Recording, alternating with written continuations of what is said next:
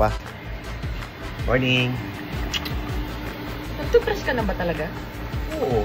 Hindi pala sapat ang mag-brush ka lang sa morning. Kaya ito, napasugod tayo sa pinagkakatiwalaan nating dental clinic sa Dagupan City.